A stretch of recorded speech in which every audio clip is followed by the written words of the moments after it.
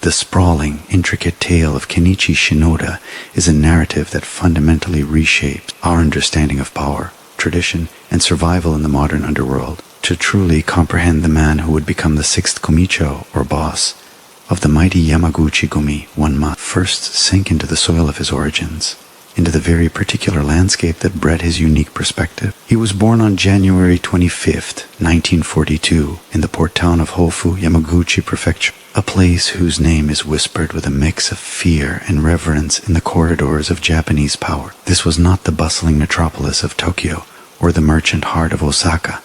This was a region steeped in a distinct hardened history, a place where the lines between community authority and criminal enterprise had been blurred for generations. Japan, at the moment of his birth, was plunging deeper into the Pacific War, a period of immense national fervor and impending cataclysm. The world Shinoda opened his eyes to was one of regimentation, sacrifice, and the slow, dawning realization of defeat. The post-war years that shaped his boyhood were a masterclass in scarcity and resilience. American occupation forces brought a new social order, but in the ruins, a different kind of order flourished: the black market. It was here, amidst the rubble and the struggle for daily bread, that the young Shinoda observed the foundational truth of his future life, that formal systems could fail, but that human need creates its own economies, and those who control these economies wield immense, if shadowy, power. Yamaguchi Prefecture is the spiritual and historical home of the Yamaguchi-gumi, and its influence was as much a part of the local atmosphere as the sea breeze. The syndicate was not an invisible, feared entity in some distant sea. It was a local fact. It was involved in construction and fishing disputes, in festival sponsorships. For a perceptive youth, the Yakuza were not merely criminals. They were a visible alternative hierarchy, one with its own strict codes, its own sense of honor, and its own means of resolving problems where the official law fell silent. This environment meticulously prepared the soil for Shinoda's future. He was not a street urchin thrown into chaos. He was a product of a culture where the Yakuza path was a recognizable, if dangerous, career choice for ambitious, strong-willed men who felt alienated by mainstream society's constraints or drawn to its promise of brotherhood and decisive action. His early entry into this world, as a young man drawn to the allure of this parallel society, was almost a foregone conclusion. He joined a local gang, a subsidiary of the vast Yamaguchi-gumi empire, and began his ascent not as a scholar or a salaryman, but as a soldier in a clandestine army. His early mentors would have instilled in him the ancient codes of the jingi, the Yakuza's core tenets of loyalty, duty, and respect. He learned the rituals, the precise way to pour a drink for a superior, the solemn exchange of sakazuki, sake cups that forged unbreakable bonds of fictive kinship, the complex body language of deference and authority. But he also learned the brutal realities, the enforcement of debt collection, the territorial dispute settled with violence, the intricate dance of corruption with local officials and police. This was the traditional Yakuza education, a dual curriculum of etiquette and extremity. Shinoda, however, even in these formative years, displayed a cognitive flexibility that set him apart. He absorbed the traditions, the sacred rituals that gave the organization its internal cohesion and mythos, but he also coldly assessed their limitation. He saw that the world outside was changing at a dizzying pace. Japan was experiencing its economic miracle, transforming from a defeated nation into a global industrial powerhouse. New wealth was being created in boardrooms and stock markets, not just in docks and construction sites. The old methods of protection rackets and gambling dens began to seem almost quaint, like relics of a poorer, simpler past. Shinoda's genius, which would fully bloom decades later, was germinating in this observation. The true power of the future would not lie in controlling streets, but in influencing the flows of capital, information, and technology. His rise through the ranks was steady, marked by a reputation for being fiercely intelligent, utterly loyal to his direct superiors, and strategically ruthless when the situation demanded. He avoided the flamboyant, public brawling that drew police attention. His violence, when employed, was calculated and purposeful. He built a network of associates, not just within the criminal world, but on its fringes in legitimate businesses, in finance, in politics. He understood that the Yakuza's greatest asset was not its capacity for intimidation, but its capacity for integration into the very fabric of Japanese economic life. This period of his life, from the 1960s through the 1980s, was his apprenticeship in the art of balancing two worlds. He paid homage to the old gods of the syndicate, the tattooed patriarchs, the ritualistic ceremonies, while his gaze was fixed on the new horizons of global finance, speculative real estate bubbles, and the nascent digital age. He was, in essence, becoming a hybrid creature, a man who could quote the ancient Yakuza codes while devising schemes to infiltrate the Tokyo Stock Exchange. This dual identity would become the defining characteristic of his leadership and the source of both his unprecedented success and his ultimate downfall. The stage was now set for his entry into the very uppermost echelons of power, a move that would coincide with one of the most turbulent periods in the Yamaguchi-gumi's long and bloody history. The ascent of Kenichi Shinoda to the pinnacle of the Yamaguchi-gumi was not a coronation, but a navigation through a decade of fratricidal war, a period of chaos so profound it threatened to shatter the world's largest criminal consortium into irreparable fragments. To understand his rise, one must first understand the cataclysm that created the vacancy he would eventually fill, the Yamaichi War. This conflict, which raged from 1985 to 1989, was the darkest chapter in modern Yakuza history, a seismic split within the Yamaguchi-gumi itself. The war had its roots in the reign of the third kumicho, Kazuo Taoka, a legendary figure who had expanded the syndicate into a truly national empire. Upon Taoka's death in 1981, the leadership passed to his carefully chosen successor, Masahisa Takenaka. However, Takenaka's reign was short-lived. He died of cancer in 1984, plunging the organization into a succession crisis. The syndicate fractured into two warring factions, the mainstream group loyal to the new boss, Yoshinori Watanabe, and a breakaway group led by the charismatic and rebellious Hiroshi Yamamoto, who believed the leadership had been usurped. What followed was not a mere gangland dispute. It was a nationwide conflict involving thousands of soldiers fought with military-grade weapons, car bombs, and public assassinations that turned Japanese cities into battlegrounds. The death toll soared into the dozens, with countless more injured, and the sheer audacity of the violence, including daylight shooting in crowded districts, shattered the Yakuza's long-standing, if fragile, understanding with society and the authorities. It was into this maelstrom that Kenichi Shinoda, then a senior member and a key lieutenant within the Watanabe-led mainstream faction, stepped with strategic clarity. While others were consumed by the bloody feud, Shinoda's actions during the Yamaichi War revealed the core tenets of his philosophy. He was a fierce and effective combatant for his faction, but his focus was always on the structural integrity and future viability of the Yamaguchi-gumi as an institution. He fought not merely to kill rivals, but to preserve what he saw as the legitimate lineage and operational framework of the syndicate. The war was, in his view, a catastrophic waste of resources and a dangerous exposure that invited unprecedented police crackdowns. It represented the failure of the old guard's politics, a descent into destructive tribalism that threatened the very financial foundations they had built. Shinoda emerged from the war, which officially ended with a tense truce in 1989, not just as a survivor, but as a proven leader whose loyalty to the Watanabe leadership was unblemished and whose strategic patience was noted. His reputation was that of a thinker as much as a fighter, a man who understood that the syndicate's near self-annihilation was a lesson to be studied, not a glory to be celebrated. When Yoshinori Watanabe took full control of a battered and traumatized Yamaguchi-gumi, he began to rely heavily on Shinoda's counsel. Shinoda was appointed as the Wakagashira,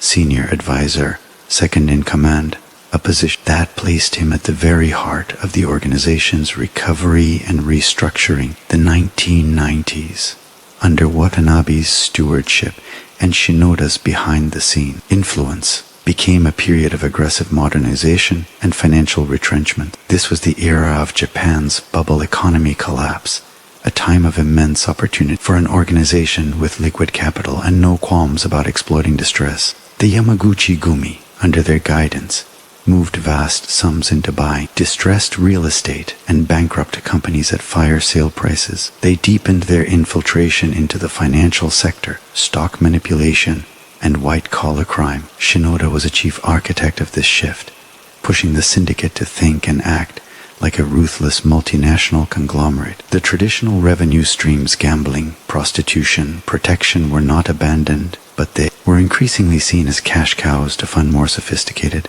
less visible enterprises.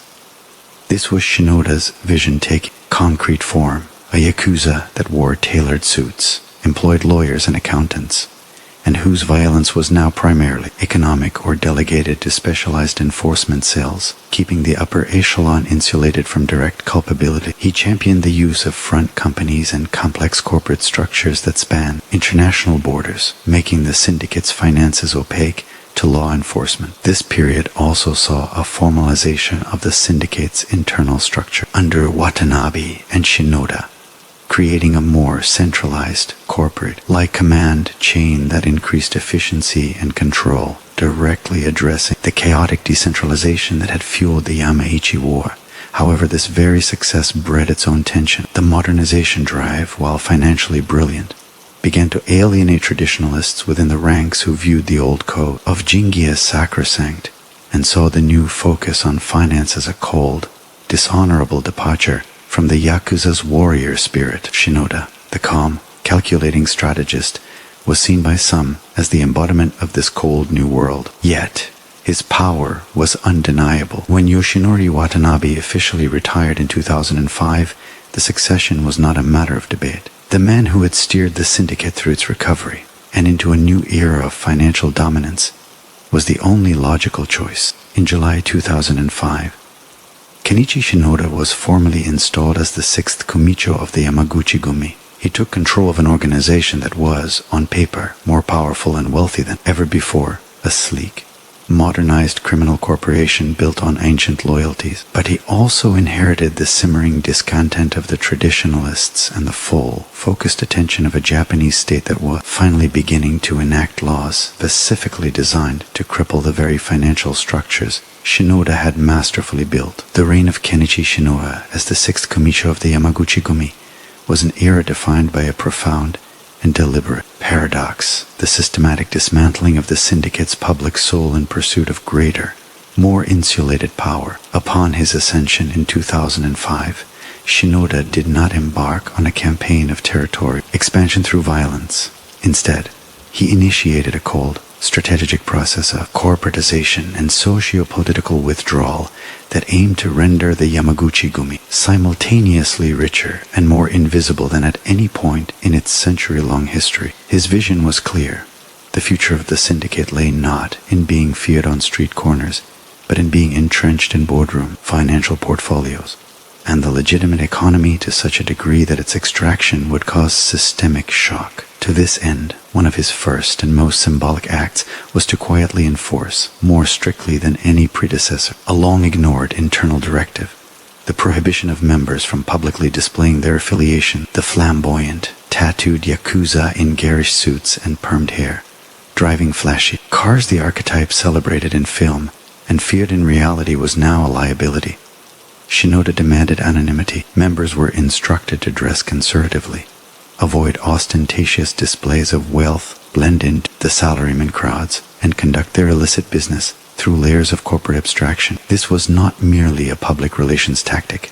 It was a fundamental re-engineering of the syndicate's relationship with Japanese society. The goal was to sever the visual and cultural link between the organization and the chaos of the Yamaichi War, to make the Yamaguchi-gumi not a criminal entity, but a silent, pervasive financial presence. Shinoda doubled down on the financialization strategy he had helped pioneer. Under his direct command, the syndicate's operations became a masterclass in economic subterfuge. They established and acquired hundreds, if not thousands, of front companies in construction, real estate development, finance, waste management, entertainment, and even in the burgeoning renewable energy sector.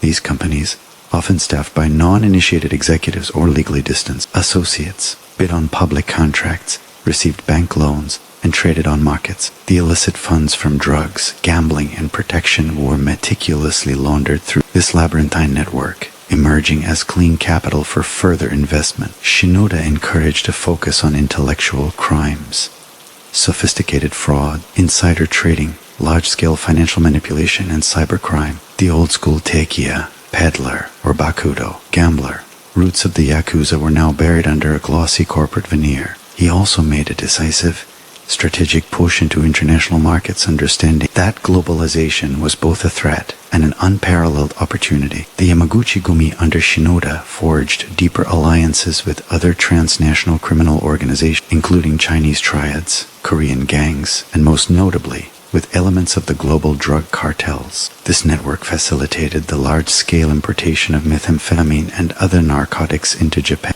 a market the Yakuza had historically underexploited compared to their control over stimulants. The profits were staggering, and the international connections provided new avenues for money laundering and asset hiding beyond reach of Japanese authorities. Yet, Shinoda was careful never to fully abandon the jingi, the traditional code. He understood its value as the internal glue that held his far-flung, decentralized empire together. Ceremonies were still held, though with less fanfare.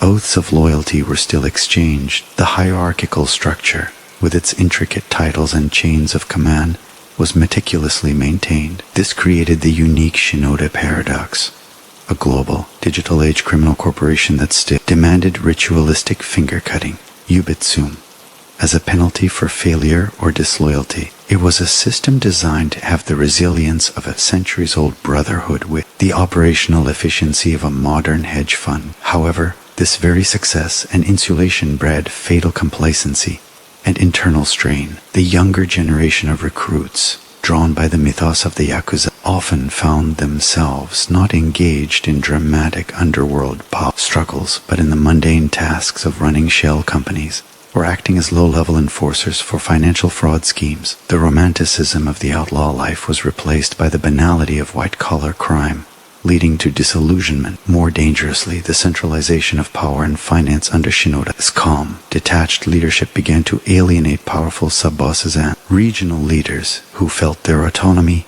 and traditional revenue stream were being curtailed for the benefit of the central corporation. This simmering discontent would later erupt with catastrophic consequences. Furthermore, Shinoda's strategy of invisibility was predicated on a static legal environment, but the Japanese state was finally mobilizing. The shock of the Yamaichi War and the syndicate's brazen penetration of the bubble economy had spurred a legislative revolution. New laws, most notably the Act on Prevention of Unjust Acts by Organized Crime, group members, the Organized Crime Countermeasures Law, and increasing aggressive anti-money laundering and asset seizure laws began to provide police and prosecutors with tools they had never possessed before.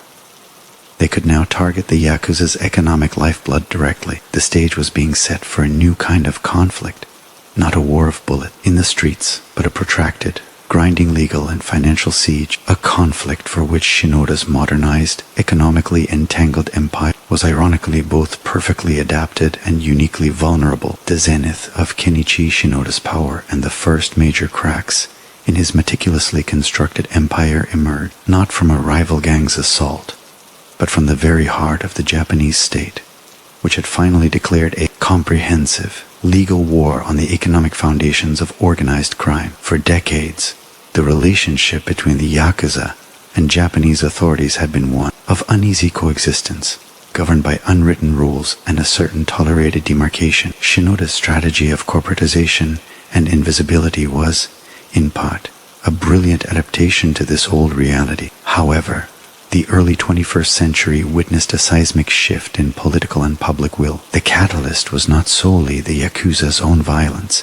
but its perceived threat to Japan's economic integrity and international reputation. High-profile scandals revealing syndicate involvement in listed companies and the increasing use of sokaya, corporate extortionists, to manipulate shareholder meetings struck at the core of Japan Inc.'s credibility. Public tolerance, already worn thin by the spectacle of the Yamaichi War, evaporated completely when Yakuza Group were found to be involved in predatory lending schemes that devastated ordinary families during economic downturns. This confluence of factors empowered a new generation of prosecutors, police officials, and politicians to push for a legislative arsenal designed not just to arrest gangsters, but to bankrupt and dismantle their organization. The most devastating weapon in this new arsenal was the 2007 Organized Crime Countermeasure law and its subsequent amendments, which came into full force during Shinoda's tenure. These laws created a revolutionary legal concept, the designated organized crime group. Once a group like the Yamaguchi-gumi was officially designated a status, it received a sweeping array of civil liabilities and restrictions fell upon its members and anyone doing business with them. The laws essentially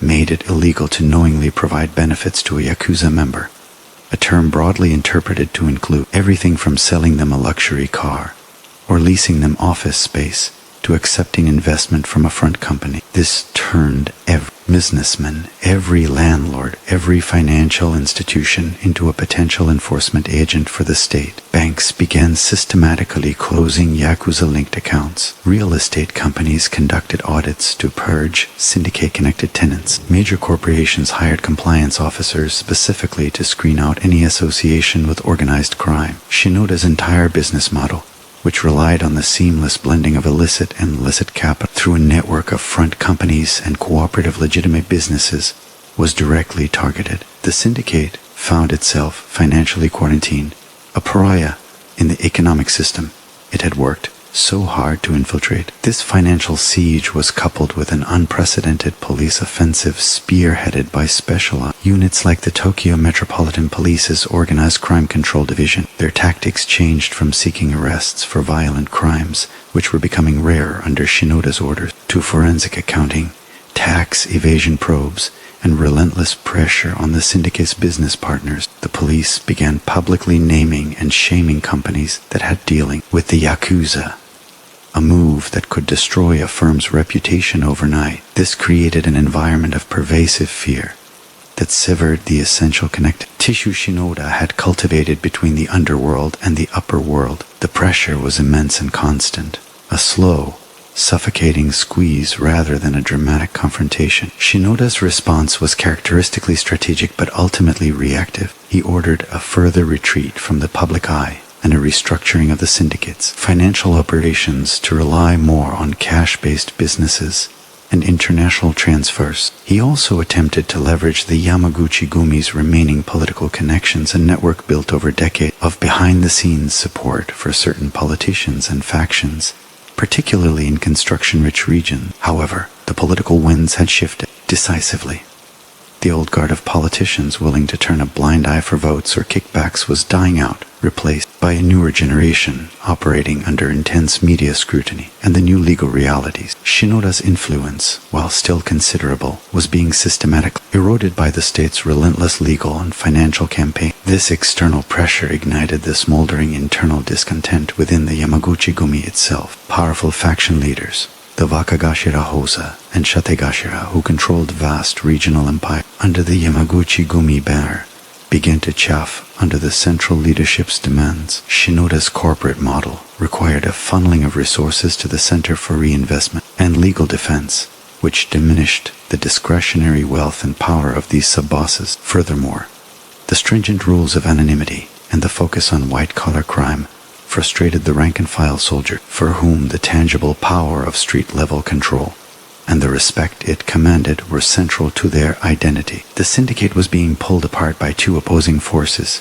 the state's external siege and the centrifugal force of its own internal contradiction. Shinoda, the calm modernizer, found himself in an impossible position, trying to hold together a traditional brotherhood with the tools of a corporate CEO, while the walls of his financial fortress were being dismantled brick by the state. His downfall would not come from a loss of street battles, but from a slow, inexorable process of financial asphyxiation and internal rebellion, a process that would ultimately lead him from his guarded office in Kobe to a cell in the Tokyo detention house. The era of coexistence was over. The era of eradication had begun, and Kenichi Shinoda, the architect of the Yakuza's modern financial power, was now its most high-profile target. The internal fault lines within the Yamaguchi-gumi, strained to their limit by state pressure and Shinoda's centralized, corporatized rule, finally ruptured in 2015 with a seismic schism that dwarfed even the Yamaichi War in its impact on the syndicate's power and prestige. This was not a war fought over succession or personal vendetta in the traditional sense.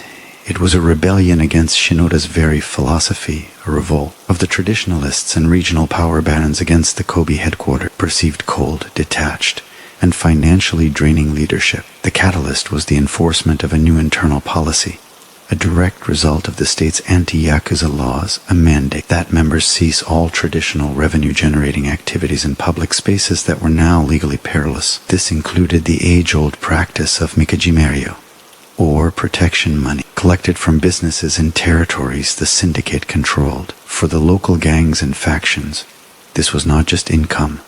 It was the bedrock of their local authority, their daily interaction with the community, and the source of funds for their own operations and member welfare. Shinoda's order, issued from the insulated heights of the syndicate's headquarters, was seen as a catastrophic disconnect from the realities of street-level survival. It was the final straw for Kunio Ino, the powerful boss of the Yamaguchi-gumi, a key affiliate based in Nagoya. Inu represented the old guard, a charismatic, street-savvy leader who valued the direct, tangible power of territorial control over abstract financial schemes. He and his allies viewed Shinoda's leadership as having sacrificed the syndicate's soul and its operational integrity for a financialization strategy that now, under state attack, was failing to deliver for the rank and file. The rebellion was swift and decisive. In August 2015, Kunio Aino publicly announced the formation of a new rival syndicate, the Kobe Yamaguchi-gumi. The name itself was a direct and profound insult,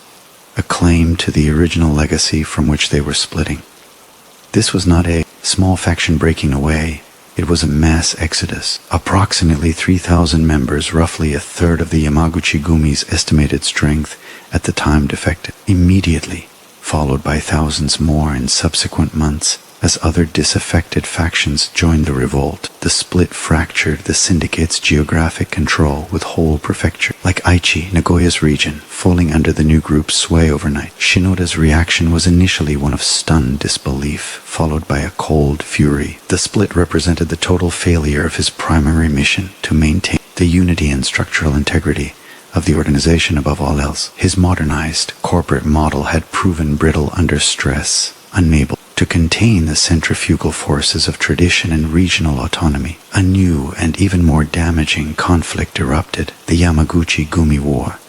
This war was different from its predecessor. It was less a stand-up military confrontation and more a relentless campaign of terror, intimidation, and economic sabotage. Car bombs, a tactic previously rare in Yakuza conflicts, became horrifyingly common, detonated outside offices and homes associated with both groups. Shootings and violent assaults spiked. The violence was not confined to back alleys. It occurred in residential neighborhoods, shattering the fragile peace Shinoda had tried to cultivate. The public, which had grown somewhat accustomed to the Yakuza's low profile, was now confronted with a wave of terror that seemed both anachronistic and uncontrollable. This played directly into the hands of the authorities. The police, who had been waging a financial war, now had a clear and present violent threat to justify even more aggressive crackdowns on both groups. The split and the ensuing war were catastrophic for Shinoda's legacy and operational control.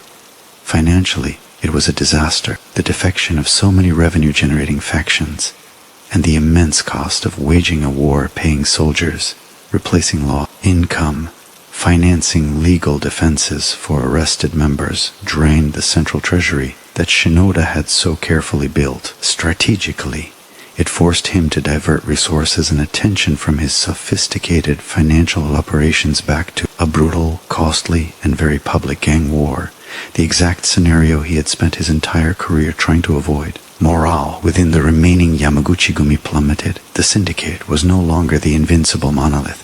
It was a wounded giant, bleeding members and territory. Shinoda, the supreme modernizer, was now presiding over a throwback conflict that reminded everyone of the chaotic, self-destructive era he was supposed to have ended. The schism exposed the fundamental flaw in his life's work. He had successfully modernized the Yamaguchi-gumi's methods, but he had failed to modernize its heart. The loyalty of the sub-bosses was still futile, based on personal power and immediate gain.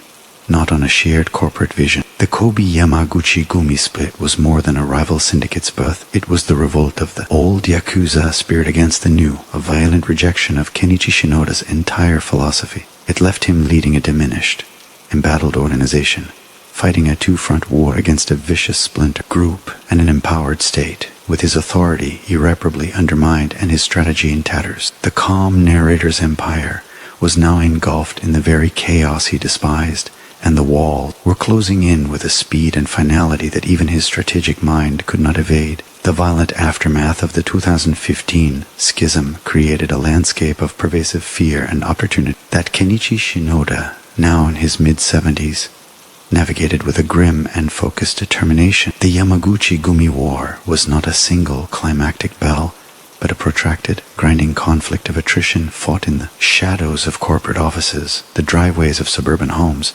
and the anonymous streets of Japan's industrial districts. Shinoda, from his heavily fortified headquarters in Kobe, directed a campaign that sought to achieve two seemingly contradictory objectives: to brutally punish the defectors of the Kobe Yamaguchi-gumi and reassert the supremacy of the original syndicate, while simultaneously trying to maintain the facade of a legitimate, corporatized entity that could continue its financial operation. This balancing act proved nearly impossible. The conflict demanded a return to the raw, physical enforcement the modernized syndicate had sought to downplay. Assassination squads were mobilized.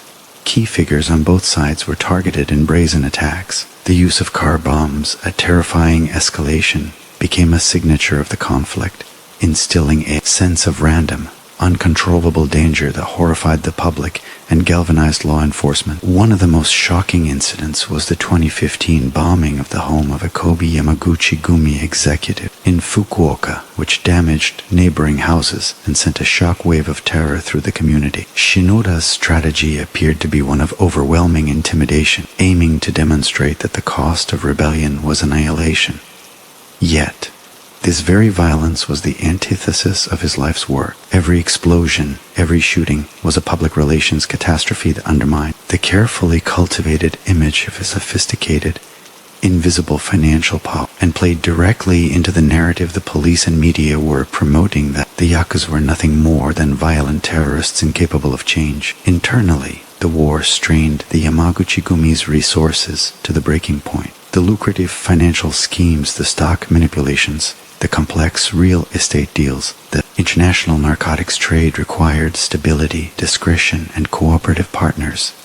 The war created none of these conditions. Legitimate business associates, already skittish under the new anti-Yakuza law, now fled entirely, terrified of being caught in the crossfire or targeted by police for associating with a group engaged in open terrorism. The syndicate's cash flow, once a deep and diversified river, began to dry up, constricted by the legal siege and now hemorrhaging funds to finance the street war. Shinoda was forced to dip into the organization's substantial reserves, the very capital he had accumulated for strategic investment and legal defense, to pay for soldiers, weapons, and support for the families of incarcerated members. Morale, already damaged by the split, deteriorated further as foot soldiers found themselves engaged in a dangerous, low-yield conflict that offered little of the financial reward or prestige of the bubble years. The war also provided the perfect cover for the state to launch its most aggressive offensive yet. The police,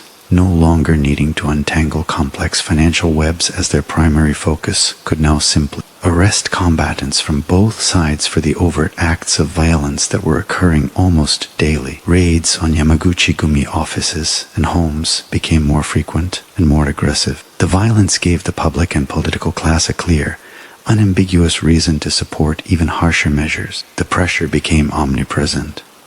Shinoda himself became a ghost in his own empire. His movements severely restricted, his communications undoubtedly monitored, his every associate under scrutiny. The calm, strategic kumicho was now a besieged warlord, his modernization project collapsing around him as he was forced to resort to the very tactics he had deemed obsolete. The conflict with the Kobe Yamaguchi-gumi also had a deeply personal dimension for Shinoda. The rebellion was a direct and profound rejection of his authority and his vision. It was a declaration that his decades of leadership, his financial genius, and his attempts to secure the syndicate's future through integration were seen by a significant portion of his own family as a betrayal of core Yakuza values. This ideological defeat may have cut deeper than any financial loss. He was fighting not just for territory or money, but for the validity of his life's philosophy. By 2017, the war had reached a bloody stalemate. Neither side could deliver a knockout blow, but both were being bled dry by the conflict and the relentless police actions that accompanied it. The Yamaguchi-gumi, though still the larger entity, was weakened, distracted, and financially depleted. Its public image was in tatters, its operational security compromised, and its leader, Kenichi Shinoda, was increasingly isolated. A symbol of a fading era, trying to control a chaos of his own making. The war he was forced to wage became the perfect pretext for the state to move in for its ultimate objective, not just to weaken the syndicate, but to decapitate it entirely by placing its modernizing architect behind bars, thus proving that no amount of corporate restructuring could ultimately shield a criminal from the consequences of his empire's inherent violence. The final, decisive move against Kenichi Shinoda was not a dramatic raid or a violent confrontation, but the culmination of a patient, years-long legal siege that targeted the most mundane and inescapable obligation of any modern entity, taxation. As the Yamaguchi-gumi war raged, providing a smokescreen of violence, the financial investigators of the Tokyo Metropolitan Police and the National Tax Agency were engaged in a far more quiet, meticulous, and ultimately devastating operation. Their target was not the street-level violence, but the financial heart of Shinoda's empire, specifically the complex web of transactions and holdings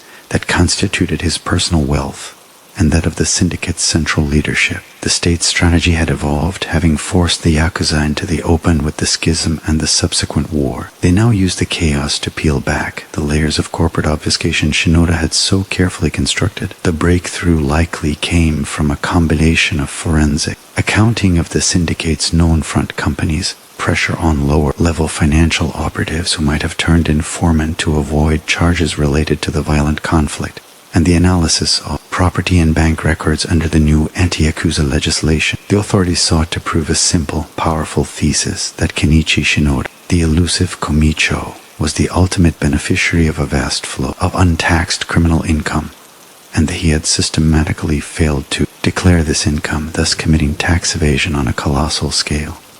This was a masterstroke. Tax charges are notoriously difficult to defend against, as they place the burden of explaining the legitimacy of one's finances squarely on the defendant. For a man like Shinoda, whose entire wealth was predicated on the opaque blending of illegal sources, providing a coherent legal explanation for his assets was an impossible task. Furthermore, prosecuting him for tax evasion avoided the complexities of proving direct involvement in specific acts of violence or drug trafficking. It attacked the fruit of all those crimes, regardless of their specific nature. It was a clean, clinical, and universally understandable charge that boss, living in luxury, had stolen from the state and its people. In June 2017, the hammer finally fell. Kenichi Shinoda, along with his top lieutenant and wakagashira, Kiyoshi Takayama, was arrested by Tokyo police. The charge was tax evasion. Specifically, prosecutors alleged that Shinoda had failed to declare approximately 50 million yen in income over a multi-year period, income that flowed from the syndicate's operations through a labyrinth of intermediaries. The arrest was executed with precision and symbolic force. Shinoda was taken into custody not in Kobe, his stronghold, but in Tokyo, the seat of national power, signaling that his influence was now nullified by the state's authority. The image was patent. The 75-year-old Modernizer, the man who had sought to make the Yakuza an invisible financial force, being led away in handcuffs, his calm demeanor masking the utter collapse of his strategy. His arrest sent shockwaves through the underworld and Japanese society. It demonstrated that no one was beyond reach, that the new laws had teeth, and that the state's commitment to dismantling the Yakuza's economic power was absolute. Shinoda's incarceration marked the beginning of a protracted legal battle, but from the moment of his arrest, his effective leadership was over. The Yamaguchi-gumi, already reeling from the split in the war, was now decapitated. The syndicate was forced into a defensive posture, focused on funding its leader's legal defense and surviving without his strategic guidance. In prison, Shinoda was subjected to the very system he had spent a lifetime circumventing. The man who commanded an empire from a fortified office now lived in a Spartan cell, his communications monitored, his movements controlled. The trial that followed was a watershed moment. It was not just about the guilt of one man. It was the trial of the modern Yakuza business model itself. The prosecution meticulously laid out a paper trail, mapping how money from syndicate activities flowed upward, bypassing official channels to enrich the boss. They painted a picture of Shinoda not as a romantic outlaw, but as the CEO of a criminal corporation who cheated on his taxes, like any other white-collar criminal. In October 2021, the Tokyo District Court delivered its verdict. Guilty. Kenichi Shinoda was sentenced to 6 years in prison. His conviction was upheld on appeal, solidifying his status as a felon and a prisoner. The calm narrator of the Yakuza's modernization was silenced, his voice replaced by the clang of prison doors. His downfall was not the result of a rival's bullet, but of an accountant's ledger and a prosecutor's subpoena. It was the ultimate irony. The man who had so successfully modernized the Yakuza's financial operations were finally trapped by the most modern of state weapons of financial crime investigation. His incarceration served as the most powerful symbol of the new era. The Yakuza were no longer untouchable lords of the underworld. They were criminal defendants, their power susceptible to the slow grinding and inexorable machinery of the law. The incarceration of Kenichi Shinoda created a vacuum of power and a crisis of identity within the Yamaguchi-gumi that was existential in its scale and implication. For over half a century, Shinoda had been not merely a leader, but an intellectual and strategic force, the architect of the syndicate's most profound transformation. His sudden removal from the board did not simply leave an empty chair.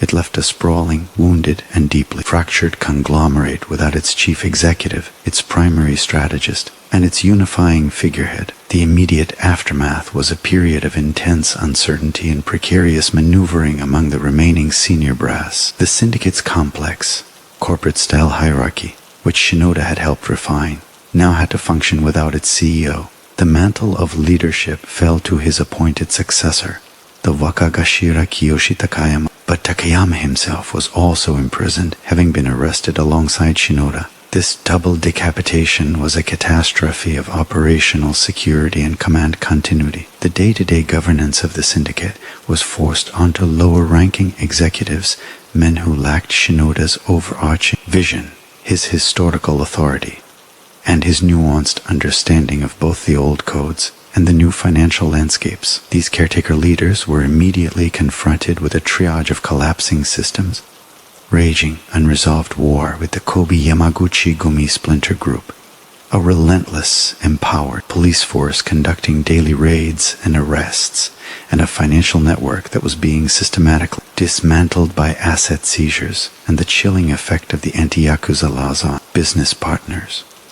The syndicate was forced into a reactive, defensive posture, fighting to hold on to its remaining territory and revenue streams rather than executing any long-term strategy. This period saw the Yamaguchi-gumi, once the innovator, becoming sclerotic and conservative, retreating into its shell. The bold international financial forays that characterized Shinoda's peak years largely halted, as the remaining leadership lacked the confidence, the connections, and the insulation from law enforcement to manage such complex cross-border schemes. The focus turned inward to survival, to maintaining the loyalty of the remaining members in the face of relentless pressure and diminishing returns. The syndicate's public presence, which Shinoda had worked so hard to minimize, became almost ghostly, a whisper of its former self. Membership, which had already been declining due to the schism and the harsh laws, began a steeper, more permanent downward trajectory. The old recruitment pipelines from sports clubs and juvenile delinquent networks dried up as the Yakuza life lost its last vestiges of romanticism and practical appeal. Why join an organization that was under constant police siege, engaged in a vicious civil war, and whose legendary boss was now a convicted tax evader serving a multi-year sentence? The economic benefits were shrinking, and the risks of imprisonment, violence, where social ostracization were higher than ever. The Yamaguchi-gumi was aging, both literally and metaphorically. Its remaining core members were older men, products of a different Japan, struggling to adapt to a world of digital surveillance, cryptocurrency, and a generation that viewed them not as fearsome outlaws, but as dangerous relics. Shinoda's absence also meant the loss of the last, most potent moderating influence, who could bridge the gap between the traditionalists and the modernizers. Without his calm, calculating presence, internal factions began to pull in different directions. Some advocated for a full-scale, violent resolution to the war with the splinter group, a return to the old ways of territorial conquest. Others pushed for a deeper retreat into complete invisibility, perhaps even the formal dissolution of the Yamaguchi-gumi structure in favor of smaller, autonomous, and less detectable criminal cells. This lack of a coherent, central directive led to inconsistent and sometimes contradictory actions, further weakening the syndicate's cohesion. The state, sensing the profound vulnerability, intensified its pressure, no longer just targeting the leadership, but methodically dismantling the middle management, the Shategashira and Wakagashira Hosa, who formed the critical connective tissue of the organization. Each arrest of a mid-level boss created a local power vacuum that was difficult to fill, leading to further fragmentation and opportunistic grabs for power by remaining lieutenants or rival groups. The Yamaguchi-gumi was not just being fought, it was being unraveled from the inside out. The empire that Shinoda had built, a hybrid creature of tradition and ruthless modernity, was now a stumbling giant, its nervous system severed, its limbs fighting each other, and its body slowly being consumed by the legal and social antibodies of the state it had tried to outsmart. The silence from Shinoda's prison cell was deafening, a constant reminder of a lost golden age, of power and influence, and a harbinger of an increasingly uncertain and diminished future. The psychological and operational impact of Kenichi Shinoda's imprisonment extended far beyond the boardrooms and safe houses of the Yamaguchi-gumi. It sent a seismic tremor through the very concept of the Yakuza in Japanese society, effectively dismantling a century-old mythos and forcing a painful existential reckoning upon every remaining member. For generations, the figure of the kumicho had been more than a mere boss. He was a living archetype, a shadow emperor whose authority was considered absolute, whose wisdom was unchallenged, and whose person was, if not untouchable, then protected by layers of deference, fear, and complex social taboo. Shinoda, in particular, had cultivated an aura of impenetrable, cerebral power. He was not a brash brawler but a strategist, a man who had outmaneuvered rival and governments alike through financial intellect rather than sheer force. His conviction and imprisonment shattered this archetype into irreparable pieces. The message, broadcast across every newspaper and television screen in Japan, was brutal in its clarity. The supreme commander was just another prisoner. The state had not only penetrated his financial defenses, but had successfully tried him, convicted him, and placed him in a uniform, subject to the same monotonous prison routines as any common criminal. This demystification was a psychological weapon of immense power. The loyalty of the Yakuza, rank and file, is fundamentally feudal, built upon a pyramid of respect and fear that culminates in the apex figure. When that apex is publicly humiliated and rendered powerless, the entire structure of belief that holds the pyramid together begins to crumble. Doubts crept in. If Shinoda, with all his resources and cunning, could not protect himself, what hope did a low-level soldier have? The sacred principle of jingi, of duty and loyalty to the boss, now seemed like a one-way street leading to a dead end in a prison cell. This crisis of faith was exacerbated by the practical realities of the new anti-Yakuza ecosystem. Laws had created a society-wide boycott. Members found themselves unable to rent apartments, open bank accounts, get loans, or even visit certain restaurants and hospitals without fear of being reported or refused service. Their families were harassed at school and in their communities. The Yakuza life, once offering a perverse form of social status and economic security within its own universe, now guaranteed only pariah status and relentless hardship for the younger members. This was a devastating calculation. The romanticized vision of the outlaw life of the brotherhood, the excitement, the tangible power collided with the bleak reality of social ostracization, constant police attention, and a boss in prison who could offer them no protection or prosperous future. Resignations, once almost unthinkable and punishable by severe retaliation, began to occur with increasing frequency. Some members sought official pathways out, taking advantage of government-sponsored rehabilitation programs that helped former gang members find legitimate employment and sever ties. Others simply faded away, disappearing into the anonymous underclass, their tattoos a hidden shame rather than a badge of honor. The Yamaguchi-gumi, and by extension the entire Yakuza world, was experiencing a brain drain and a morale collapse of historic proportion. The organization was not just shrinking, it was aging into irrelevance. The average age of members climbed steadily, a demographic ticking time bomb. There were fewer and fewer young recruits to replace the old guards who died or were imprisoned. The syndicate's culture, its rituals, and its accumulated knowledge were not being passed down. They were dying with an aging generation. Shinoda, from his cell, likely understood this better than anyone. He had tried to modernize the Yakuza, to save it from this exact fate, from becoming a fossil. But his modernization had been purely operational and financial. He had not modernized its social contract or its appeal. He had made it a better criminal corporation, but he could not make it a viable life choice. In a 21st century Japan that was increasingly intolerant of its existence, his imprisonment thus became the ultimate symbol of this failed transition. It proved that even the most sophisticated criminal adaptation could not ultimately withstand the focused legal and social pressure of a determined state. The Yakuza were being pushed not just to the margins but into a museum exhibit. The calm, authoritative narrator of their modern story was now silent.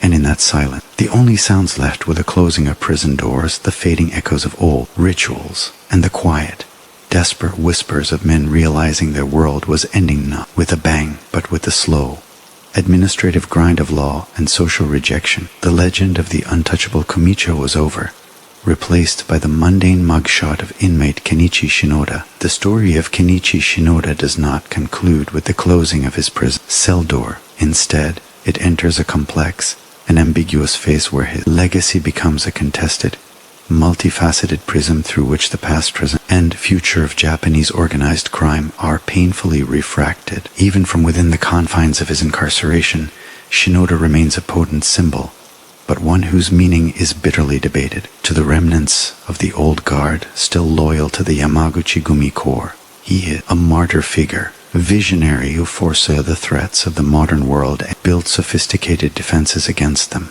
only to be brought down by the betrayal of lesser men and the overwhelming, unjust force of a changed state. In this narrative, his strategies were correct, even brilliant, and the schism, subsequent legal onslaught were historical tragedies, not failures of his design. They cling to the memory of the syndicate's peak power. Under his financial stewardship, as a golden age, a testament to what could have been had tradition and unity held. To the rebels of the Kobe Yamaguchi-gumi and other splinter groups, however, Shinoda's legacy is one of catastrophic error. He is viewed as the man who sold the Yakuza's soul for stock portfolios and real estate deeds, who weakened the visceral, territorial bonds of brotherhood and loyalty that were the true source of the syndicate's strength, and whose corporate coldness directly provoked the rebellion that shattered the empire. In their eyes, he is not a martyr but a heretic, whose modernization was a fundamental betrayal of the Ninkyo's chivalric code, leading inevitably to the organization's vulnerability and fragmentation. For law enforcement and the Japanese state, Shinoda's legacy is the ultimate proof of concept for their new strategy. He is the trophy that validates the financial and legal siege over the traditional police crackdown. His conviction demonstrated that patience, forensic accounting, and legislative innovation could succeed where decades of arrests for violent crimes had failed to touch the pinnacle of power. He stands as a permanent case study in their textbooks, the modern boss who was finally undone by the modern state. For scholars and sociologists, Shinoda represents the last, best attempt of a tradition criminal organization to adapt to globalization and late capitalism. His life is a tragic arc of adaptation and failure, a real-world experiment in whether a feudal brotherhood could evolve into a neoliberal criminal enterprise. His story illuminates the limits of such a transformation, highlighting the irreducible tension between the need for internal cultural cohesion and the demands of external economic integration. These tensions between loyalty and profit, between secrecy and corporate visibility, between ritual and efficiency, ultimately tore his project apart. And for the Japanese public, the legacy is simpler and more visceral. Shinoda is the face of a fading monster. His arrest and imprisonment provided a cathartic sense of closure and justice. It reinforced the emerging social consensus that the Yakuza were not romantic outlaws or necessary evils, but parasitic criminals whose time had passed. His aging visage in court sketches and mugshots replaced the terrifying, mythologized image of the kumicho, making the threat feel manageable, historical, and ultimately defeated. Yet, the most critical aspect of his legacy is its incompleteness. The criminal ecosystem he helped shape did not vanish with his imprisonment, it mutated. The push towards financial crime and international networks did not revert, it accelerated, but in a more decentralized, fragmented form, smaller, more agile criminal cells, often with loose or no affiliation to the major syndicates, now operate in the spaces Shinoda identified as profitable: cybercrime, financial fraud, international drug and arms smuggling. These new actors learned from his playbook but abandoned the burdensome structure of the traditional Yakuza, the rituals, the tattoos, the rigid hierarchy. They are his operational heirs, but not his spiritual ones. Meanwhile, the physical, street-level presence of the Yamaguchi-gumi has dramatically widened. Its office is closed, its public ceremonies ceased. It exists now as a wounded, retreating entity, more a brand name for loose alliances than a commanding hierarchy. Kenichi Shinoda, now in his 80s, remains incarcerated, a living relic in a prison cell. He is a man who witnessed the rise, transformation, and precipitous decline of the world he commanded. His silence is profound. He has given no interviews, issued no statements from prison, offered no memoirs. This silence itself is a final, powerful aspect of his legacy. It denies everyone his loyalists, his enemies, the state, and the public a definitive epilogue. It leaves his story open-ended, a cautionary tale without a final moral, a modern myth still being written by the consequences of his life's work. The calm narrator of this dark saga has no final words for us, only the enduring, silent fact of his fall, a fact that continues to echo through the hollowed-out halls of his former empire and the changed landscape of crime in Japan. To truly comprehend the operational genius and the profound contradictions of Kenichi Shinoda, one must ascend from the broad strokes of his biography into the granular, shadowed mechanics of his financial revolution, a revolution that redefined the Yakuza's relationship with capital itself. His approach was not merely about making more money. It was a systemic overhaul of how illicit wealth was generated, laundered, and leveraged to purchase legitimacy and influence. At the core of this system was a deep, pragmatic understanding of Japan's post-bubble economic trauma, where others saw national crisis. Shinoda and his inner circle saw a fire sale of epic proportions. As banks foreclosed on properties and companies collapsed under unsustainable debt, the Yamaguchi-gumi, sitting on vast reserves of untaxed cash, became a shadow bank of last resort. They engaged in jiagya activities, assembling small plots of land into larger, more valuable parcels for development, but on an industrial scale, often using intimidation to persuade holdout landowners to sell. More sophisticated was their move into distressed asset management. Through a web of front companies with benign names, they would purchase non-performing loan portfolios from legitimate banks at a steep discount. These portfolios contained debts owed by everything from small restaurants to mid-sized manufacturing firms. The syndicate would then use its traditional enforcement methods, not always violent, but always implicit with threat to collect on these debts far more effectively than the original bank could, often acquiring the underlying collateral property in the process. This cycle turned social misery bankruptcies and foreclosures into syndicate equity, embedding them deeper into the legitimate economy's infrastructure. Shinoda's mastery, however, shone in the stock market. The Yakuza had long practiced sokaya, corporate extortion, by disrupting shareholder meetings. Shinoda elevated this into a form of financial market manipulation. His operatives would identify small to mid-cap companies with weak governance through nominee accounts and cooperative brokers. They would accumulate significant stock position. Then, using a blend of insider information gleaned from compromised employees or directors, and the classic sokaya threat of scandal or disruption, They would force the company into actions that boosted share prices, such as authorizing share buybacks or announce favorable but misleading business developments before selling their holdings at a peak. This blurred the line between corporate raiding, insider trading, and class extortion, creating a hybrid crime perfectly suited to the financialized era. Internationally, Shinoda broke from the Yakuza's historical insularity. He forged pragmatic, business-like alliances with Hong Kong triads for drug smuggling routes, with Russian VOR groups for arms trafficking, and money laundering channels through Cyprus and the Baltics, and with elements of Latin American cartels for new narcotics supply lines. These were not brotherhood pacts sealed with sake. They were transactional partnerships focused on efficiency and profit margin. The syndicate invested in Asian casinos and integrated resorts, not just for the gambling revenue but for the superior money launder facilities they offered, moving cash through chips and phantom hotel bookings before it re-emerged as clean investment capital. Perhaps the most telling example of Shinoda's forward-thinking approach was his early, albeit cautious, interest in cybercrime and cryptocurrency. While he belonged to a pre-digital generation, he possessed the strategic foresight to allocate resources to younger, tech-savvy associates exploring avenues like phishing, online fraud, and the potential of Bitcoin for moving wealth across borders beyond the gaze of traditional banking monitors. This financial architecture was protected by a legal strategy that mirrored its complexity. The syndicate retained top-tier law firms, not for criminal defense initially, but for corporate and tax law,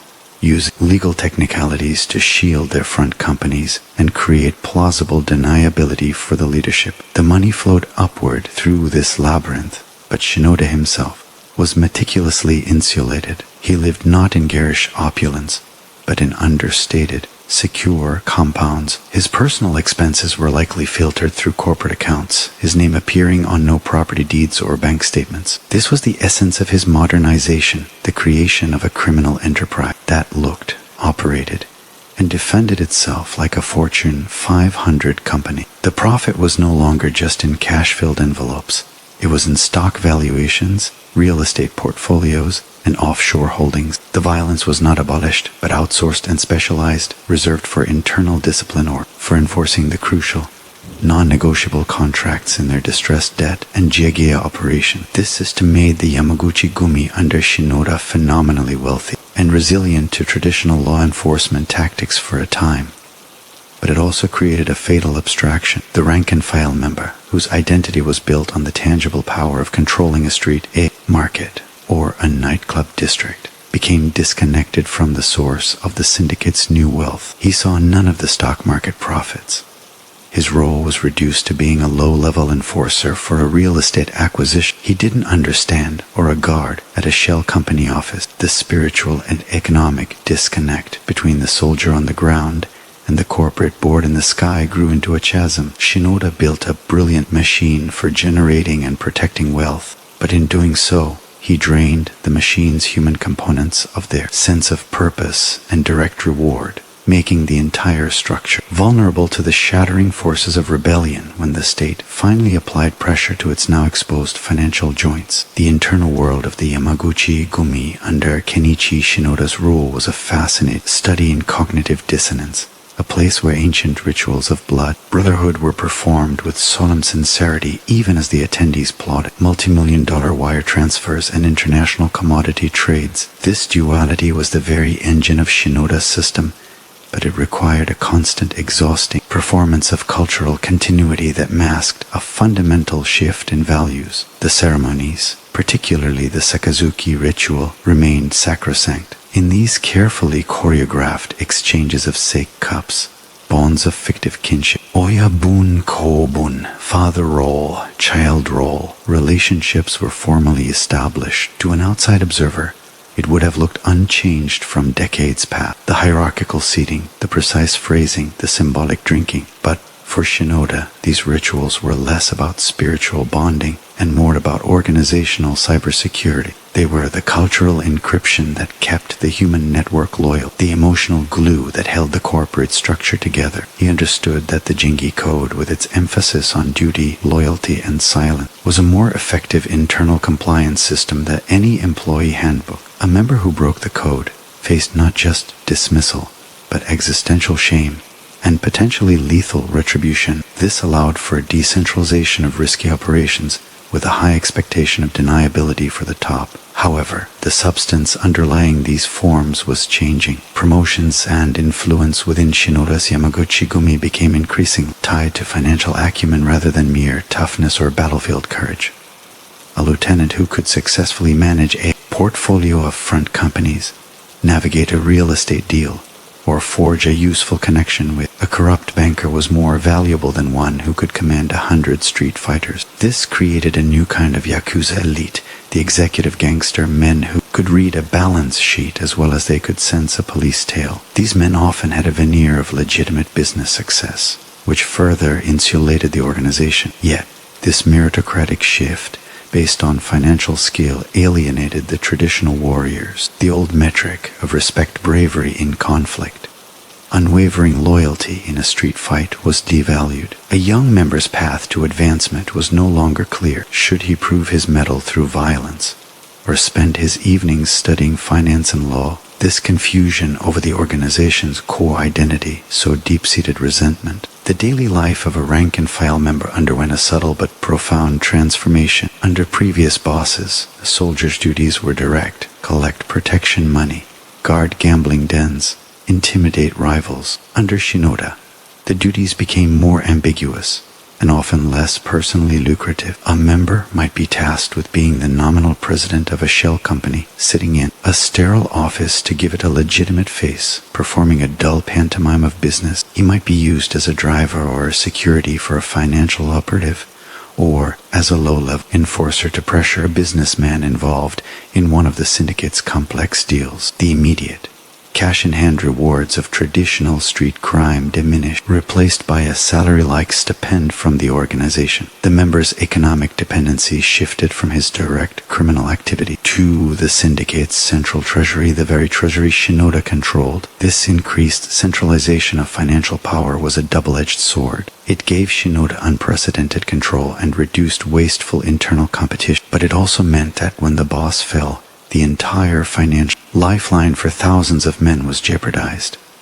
The internal communication and discipline systems also evolved. While face-to-face meetings in designated offices still occurred, there was a growing, paranoid awareness of electronic surveillance. The use of burner phones, coded language, and indirect communication through lawyers increased. The traditional yubitsume finger-cutting as punishment for failure persisted, but its application became more strategic, reserved for breaches that threatened financial security or operational secrecy, not just lapses in street-level honor. Shinoda's calm, analytical demeanor set the tone for this internal culture. Outbursts of rage were seen as a loss of control, a weakness. The ideal member was to be disciplined, quiet, efficient, and financially productive. The flamboyant, emotional gangster of yore was a liability. This created an environment that was, in many ways, psychologically colder. The brotherhood was becoming a corporation, and the warmth of the old, desperate camaraderie of outlaws was cooling into the calculated efficiency of colleagues in crime. For the older members who remembered the chaotic but passionate days before and during the Yamaichi War, this new corporate culture felt sterile and dishonorable. For the younger, more pragmatic members drawn by the promise of wealth rather than the code of the outlaw, it was simply a high-risk, high-reward career path. This internal cultural schism between the traditionalist's heart and the modernizer mind was the silent crack running through the foundation of Shinoda's empire. He managed it for years through the force of his personality, his proven success, and the careful distribution of financial benefits. But when external pressure from the state squeezed those financial benefits, and when the schism of 2015 offered the traditionalists a flag to rally around, this internal cultural tension exploded into open rebellion. The quiet, corporate hallways Shinoda had built were suddenly flooded with the very chaos and violence he had designed them to exclude, proving that the ancient heart of the Yakuza, for all his efforts, still beat with a fierce, untamable, and ultimately self-destructive rhythm. The relentless, multi-pronged assault by the Japanese state on the Yamaguchi-gumi, which culminated in Shinoda's imprisonment, must be understood not as a spontaneous crackdown, but as a meticulously planned and legally innovative campaign, a paradigm shift in the century-old struggle between law and organized crime in Japan. This campaign, unfolding during Shinoda's peak years and accelerating after his arrest, was dubbed the Yakuza exclusion ordinances and represented a societal rather than purely punitive approach. The state's genius was in recognizing that Shinoda's modernization had made the syndicate more vulnerable to social and economic pressure than to direct police confrontation. The first and most powerful pillar of this strategy was the legislative framework. Laws like the 2011 organized crime group exclusion ordinances enacted by local governments before being reinforced nationally did not simply make Yakuza membership illegal, a complex constitutional issue, but made it illegal to do business with a Yakuza member. This turned every citizen and every corporation into an unwitting agent of the state. Banks began aggressively rooting out and closing syndicate-linked accounts, a process known as financial exclusion. Real estate companies conducted audits and evicted known gangsters. Construction companies, long the Yakuza's economic backbone, faced losing public contracts if any subcontractor was found to have ties. This created a suffocating ecosystem of denial. The second pillar was the aggressive use of civil law and administrative measures to seize assets. Inspired by RICO-style laws in the United States but tailored to Japanese jurisprudence, prosecutors began filing civil suits to confiscate properties and assets suspected of being purchased with criminal proceeds, even without a criminal conviction for a specific violent act. They targeted the front companies Shinoda had created, piercing their corporate veils by following money trail and using the test of social common sense to argue that these entities existed solely for illicit purposes. The third pillar was a relentless public relations and psychological campaign. Police departments began publicly listing the names and addresses of Yakuza offices and senior members, stripping away their cherished anonymity. They held press conferences detailing the syndicate's involvement in predatory lending and drug trafficking that harmed ordinary citizens, deliberately destroying any residual romantic public perception. They encouraged and facilitated exit programs for lower-level members, offering vocational training and a path back to society, which further eroded the ranks and morale. The fourth pillar, and perhaps the most humiliating for a prideful organization, was the systematic targeting of the Yakuza's symbolic and cultural capital. Police rigorously enforced minor ordinances, parking violations, noise complaints, smoking bans outside syndicate offices, creating a constant atmosphere of petty harassment. They monitored and often disrupted traditional ceremonies and funerals, not allowing them the dignity of proceeding undisturbed. This constant, grating pressure was designed to demonstrate that the Yakuza were no longer a power to be respected or feared, but a nuisance to be managed and eradicated. The cumulative effect of this four-pillar strategy was a form of social and economic asphyxiation. Shinoda's entire model was predicated on the seamless integration of illicit wealth into the legitimate economy. The exclusion ordinances surgically severed those connections. The front companies starved for lack of legitimate business partners.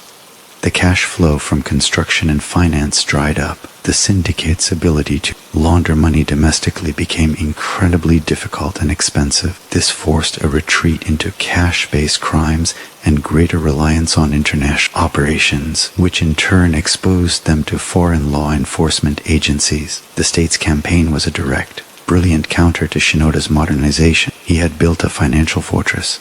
They besieged it not by scaling the walls, but by poisoning the well, salting the earth around it, and encouraging the garrison to desert. The schism of 2015 was, in many ways, a direct result of this pressure. The state's squeeze on finances made Shinoda's central treasury policy unbearable for the regional factions, whose own traditional income streams were also being crushed. The rebellion was, in part, a desperate lashing out by a cornered beast, and when the violence of the Yamaguchi-gumi war erupted, the state was ready. It provided the perfect pretext to move from financial siege to direct military assault, arresting combatants from both sides en masse, and further decimating the leadership structures. By the time they arrested Shinoda on tax charges, they were not targeting a mighty lord in his castle.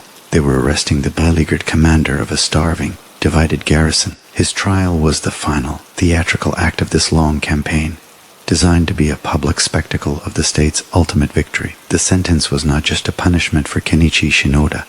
It was a message to the entire underworld, to Japanese society, the era of Yakuza power, in any form traditional or modern, was definitively over. The state had not just won a battle. It had successfully rewritten the rules of engagement, transforming a criminal justice problem into a social and economic one, and solving it with the cold, efficient tools of law and public policy. In this new paradigm, the calm, strategic mind of a kumicho was no match for the relentless, bureaucratic machinery of a modern democratic state determined to reclaim its monopoly on power and social order. The story of Kenichi Shinoda and the transformation of the Yamaguchi-gumi cannot be fully understood without examining the profound, often paradoxical, relationship the Yakuza have shared with Japanese society itself, a relationship that Shinoda's career both exploited and ultimately helped to sever. For much of the 20th century, the Yakuza existed in a state of ambiguous symbiosis with the mainstream culture. They were not simply criminals lurking in the shadows.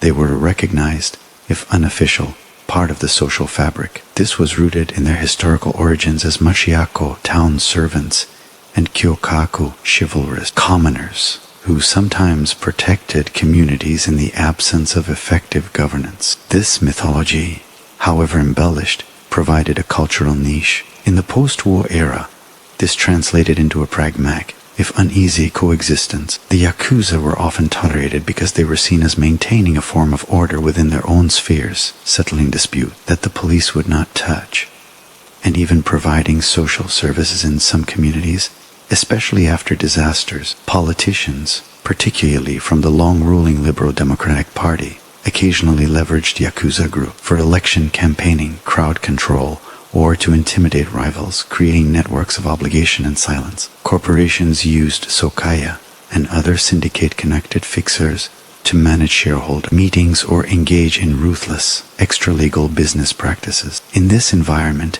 the Yakuza boss was a kind of dark mirror of the corporate chairman or political boss, a power broker operating by his own code, but a recognized part of the ecosystem. Shinoda's entire early career and his initial rise were predicated on this old, murky Japan. His modernizing vision was not about destroying this relationship, but about updating it for a globalized, financialized world. He sought to replace the crude, local political payoff with sophisticated lobbying and investment in industries with political clout, like construction and energy. He wanted to transition from strong-arming small businesses to being a major, if hidden, shareholder in large corporation. In essence, he wanted the Yakuza's social role to evolve from that of a neighborhood bully to a silent, respected partner in the boardroom, its influence clean and indirect. However, the Japan around him was changing in a direction that made this updated symbiosis impossible. The bursting of the economic bubble in the early 1990s discredited the old,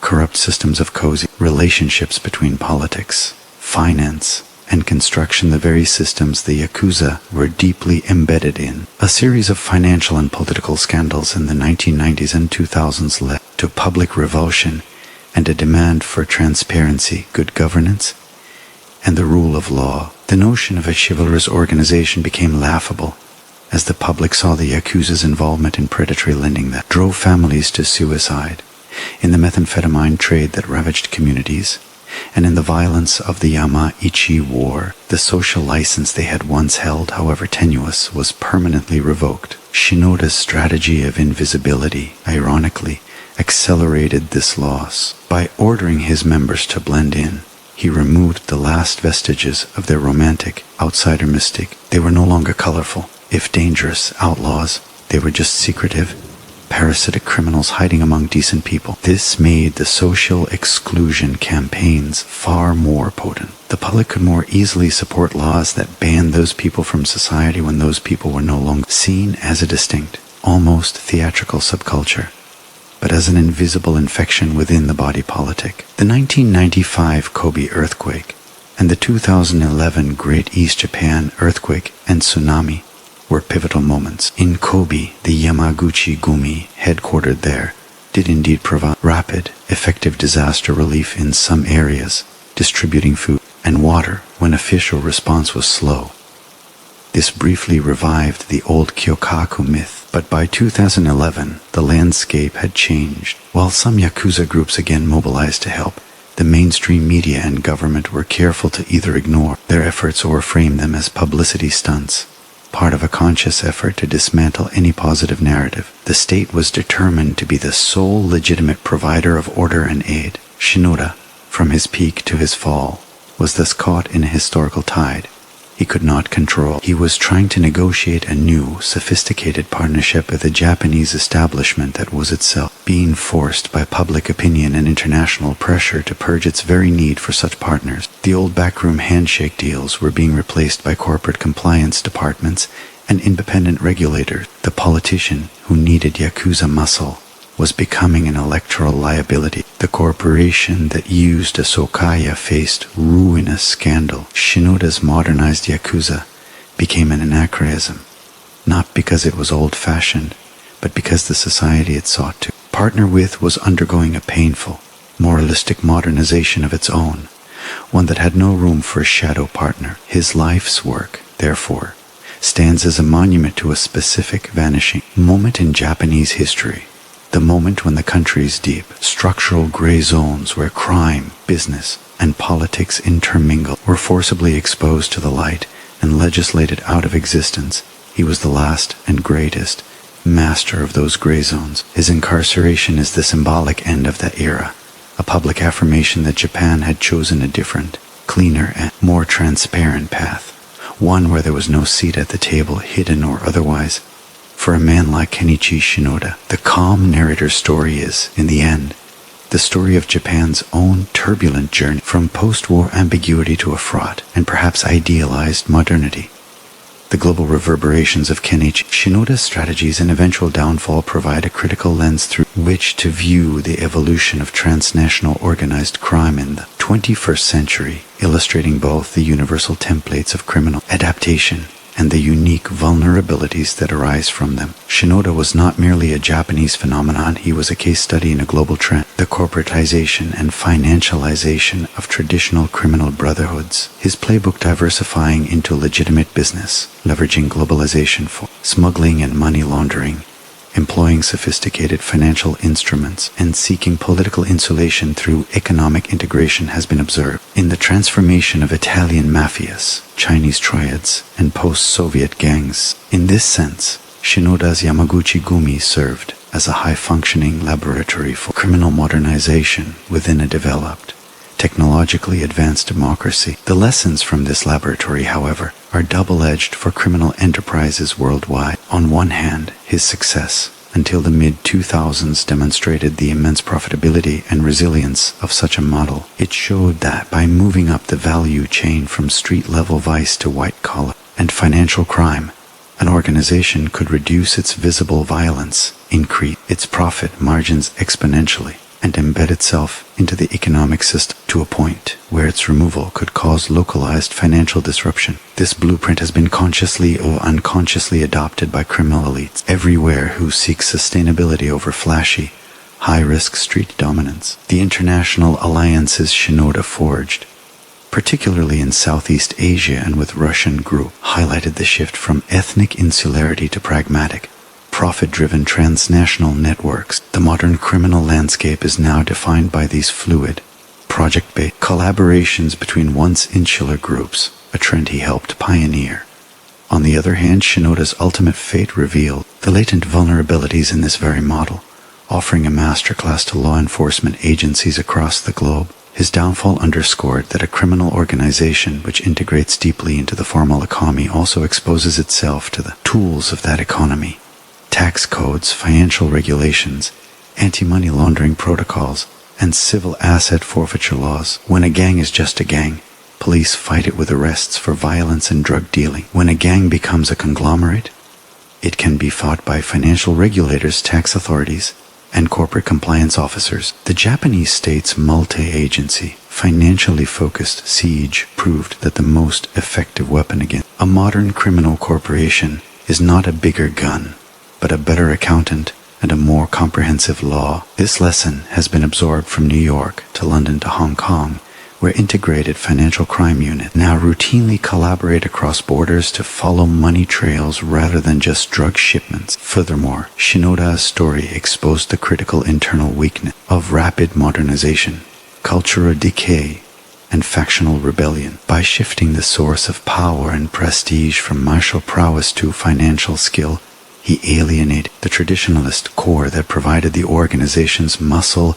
and its cultural continuity. This internal schism, triggered by external pressure, proved more damaging than any police operation. It is a cautionary tale for other syndicates undergoing similar transition from the Drangheta investing heavily in European legitimate business to Mexican cartels diversifying into avocado and mining ventures. The tension between the old school enforcers and the new school financiers is a universal stress fracture. Finally, Shinoda's incarceration delivered a powerful psychological blow to the myth of the untouchable, Godfather-like boss. It demonstrated that in an age of international arrest warrants, Interpol red notices, and relentless financial scrutiny, the concept of a stationary, revered kumicho living openly in his headquarters is untenable. The modern criminal kingpin must be a ghost, constantly moving, digitally invisible, and likely never setting foot in the country where his core operations are based. The successor generation of global criminals learned from Shinoda's capture to decentralize authority, operate through encrypted networks, and avoid the trappings of permanent, recognizable leadership. In death or imprisonment, figures like Italy's Totara, Rina or Mexico's Joaquin, El Chapo Guzman became symbols of a dying model. Shinoda's fate confirmed that even the most financially sophisticated version of that model is ultimately vulnerable. Thus, the legacy of Kenichi Shinoda echoes in the boardrooms of shell companies in Panama, the crypto wallets of cybercrime syndicates, and the strategic deliberations of law enforcement task forces from the FBI to Europol. He proved that criminal organizations could and would evolve into sophisticated economic entities, but he also, through his fall, provided the roadmap for states to combat them not on the streets, but in the markets and the banks. His life stands as a pivotal chapter in the global history of illicit power, a testament to the relentless adaptation of crime, and an equally powerful testament to the fact that when a society decides to wield its full legal and economic might against such power, no amount of modernization can guarantee a criminal's eternal reign. The calm narrator's story, therefore, transcends Japan. It is a universal parable of ambition, adaptation, and the inescapable reckoning that comes when shadow seeks to usurp the very mechanisms of light. The human dimension of Kenichi Shinoda, the man behind the title of the sixth kumicho, remains shrouded in an intentional and perhaps necessary obscurity, a void that stands in stark contrast to the vast, detailed footprint of his criminal enterprise. Unlike the flamboyant, publicly charismatic gangsters of other eras or nations, Shinoda cultivated an aura of impenetrable silence and disciplined restraint. There are no revealing memoirs, no leaked personal letters, no candid interviews from confidence. What we are left with is a silhouette, defined by actions and strategies, a portrait painted not in personal words but in organizational flowcharts and court indictments. This very absence is the key to his character. He was a man who believed that power was most potent when it was least visible, that influence was most durable when it was detached from personality. His personal life was meticulously walled off from his professional dominion. He was known to be married, but his wife and any potential children were kept so far from the public eye that they are phantoms in his narrative. He did not live in garish, fortified mansions typical of previous bosses, but in secure, unassuming residences that offered no symbolic target. His personal habits, his tastes in art or literature, his private philosophies all were submerged beneath the relentless focus on the syndicate as a corporate entity. This was not an accident, it was a deliberate security protocol and a psychological stance. He understood that personal vulnerabilities, family, greed, vanity were the classic levers used to topple men in his position. By minimizing his personal footprint, he sought to make himself a ghost, a set of instructions and approvals, rather than a flesh and blood man who could be manipulated, blackmailed, or publicly humiliated. His famed calm demeanor, often remarked upon by those who had dealings with him, was not simply a temperament but a weapon. In the hypermasculine, emotionally volatile world of the Yakuza, where honor could be sparked by a perceived slight. Shinoda's unreadable composure was a superpower. It unnerved opponents, who could not gauge his reactions, and it commanded a fearful respect from subordinates, for whom an outburst of anger would have been more understandable and less terrifying than his silent, analytical assessment. This calm likely stemmed from a profound sense of intellectual superiority and strategic patience. He was playing a different game than his peers, one with longer time horizons and more abstract victory conditions, while others fought for a city block. He was acquiring the company that owned the city block. This required a mindset that could delay gratification and endure short-term setbacks for long-term positional advantage. The few glimpses of his personality that emerge from anecdotes within police files or from former associates paint a picture of a fiercely intelligent, intensely private, and chillingly pragmatic man. He was said to value precision, planning, and loyalty that was demonstrated through competence rather than mere sycophancy. He reportedly had little patience for the drunken boasting or sentimental reminiscing that characterized much Yakuza socializing. His world was one of analysis, risk assessment, and execution. This made him, in many ways, the ideal modern executive, but it also rendered him an alien figure within the traditionally emotional, brotherhood-centric culture he led. The great tragedy, or perhaps the great irony, of Kenichi Shinoda's personal existence is that his life's work consumed his entire identity. He became the Yamaguchi-gumi, and the Yamaguchi-gumi became him. There is no record of a hobby, a passion, a personal friend outside the syndicate structure. His legacy is entirely professional, and a criminal one at that. This suggests a man of monumental focus and staggering personal sacrifice, but it also hints at a profound emptiness. What did he dream of beyond the next merger or the next laundering scheme? What did he fear beyond the collapse of his system? We cannot know. His ultimate personal failure was perhaps this very lack of a separable self. When the state dismantled his corporation, they dismantled him.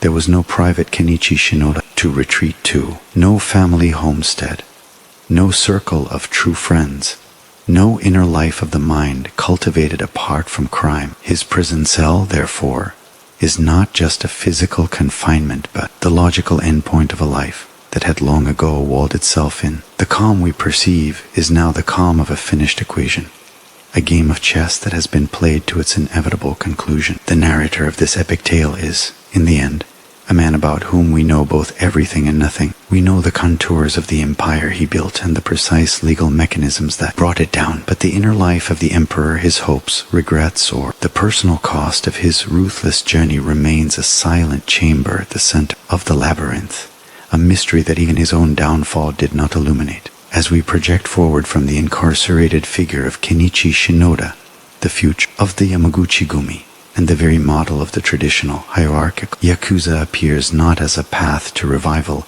but as a protracted twilight, a dispersion into new, less formal, and potentially more elusive forms of criminality. The syndicate that Shinoda led is a specter of its former self, a corporate brand whose underlying assets have been liquidated, seized, or spun off. Its remaining members, aging and demoralized, operate more as a loose affiliation of semi-autonomous cells than as a commanded army. The headquarters in Kobe may still exist as a physical address, but its symbolic power as the Vatican of the Japanese underworld has been irrevocably broken. The state's exclusionary policies have created a generation of young men for whom Yakuza membership is social and professional suicide, severing the recruitment pipeline that has sustained these organizations for over a century. The future, therefore, does not belong to a new, smarter kumicho who will learn from Shinoda's mistakes and build a better fortress.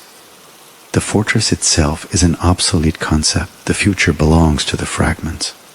Shinoda's own strategies pointed the way, even as his structure collapsed. The shift to financial crime, cybercrime, and transnational operations does not require a vast, ritual-bound brotherhood with offices and business cards. It requires small, agile teams of specialists, a talented hacker, a corrupt banker, a logistics expert, and a money mover. These teams can form on a project basis, collaborate internationally via encrypted channels, and dissolve when the job is done.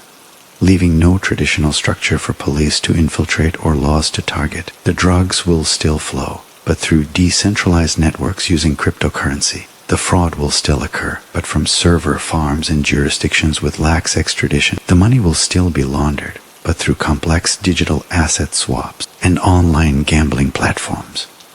These new actors are the ideological orphans of Shinoda's revolution. They have absorbed his lesson that crime is a business whose product is profit, but they have jettisoned the burdensome corporate body he tried to preserve. They wear no tattoos that cannot be hidden. They swear no oaths that cannot be broken. They claim no territory beyond a server IP address. They are the ultimate modernizers, and they operate in a global space where Shinoda's meticulously maintained relationships with local Japanese politicians and bankers are worthless. For Japanese law enforcement, this presents a daunting new landscape. The satisfying, conclusive victory of imprisoning a legendary boss like Shinoda may prove to be a peak from which they descend into a foggy lowland of diffuse, borderless criminal threats that are harder to define, investigate, and prosecute. The organized crime countermeasures law is brilliantly designed to squeeze a recognized, designated group. It is less effective against an anonymous collective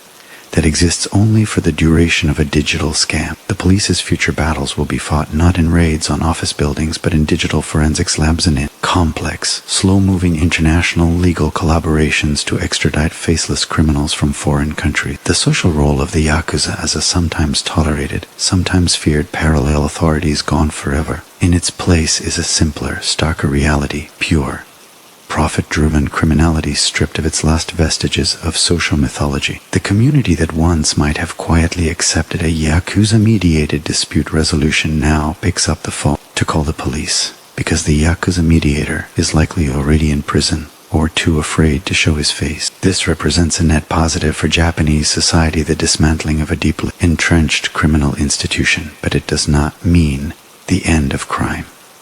It means the evolution of crime into forms that are less culturally embedded but perhaps more technologically sophisticated and globally connected. Kenichi Shinoda's legacy, therefore, is a river that has split into a delta. One branch, the main channel, has dried up. The grand, hierarchical Yamaguchi-gumi has a centralized power, but countless smaller channels now carry the water of illicit enterprise forward in new directions. His life's work was to build a dam to control and channel that river for the benefit of his kingdom. The state dynamited that dam. Now the water flows everywhere and nowhere, following the path of least resistance and maximum profit.